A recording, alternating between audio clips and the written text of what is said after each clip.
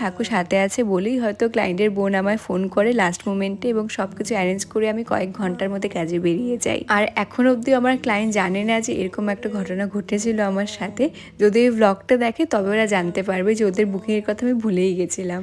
যাই হোক, এটা আমার ফার্স্ট এক্সপিরিয়েন্স এরকম। এরপর থেকে কারো বুকিং নিলে আরেকটু দায়িত্ব সহকারে নেব এবং ক্লায়েন্টের সাথে একটা ভালো কমিউনিকেশন রাখবো, যেন সমস্ত কিছু আমার কাছে একদম ক্লিয়ার থাকে। গল্প করতে করতে পূজাদির ফুল ব্রাইডাল লুক কিন্তু কমপ্লিট হয়ে গেছে। আর তোমরা আগের ব্লগেই দেখেছো যে পূজাদি একদম লাইট মেকআপ পছন্দ করে, বাট বিয়ের দিন রাতে বলতে পারো আমি একদম ফোর্স করে দিদিকে মেকআপ করিয়েছি যে না, করতে হবে মানে করতেই হবে। তো সেই ফোর্স করার পরে এই লুকটা ক্রিয়েট হয়েছে।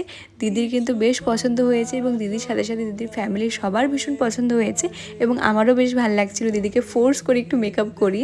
তো তোমরাও জানিও দিদির এই ফুল ব্রাইডাল লুকটা কেমন লাগছে তোমাদের। অ্যান্ড আমাদের নেক্সট 10 ডেজের ব্রাইডাল মাস্টার কোর্স শুরু হতে চলেছে আগস্ট মাসের 12 তারিখ থেকে।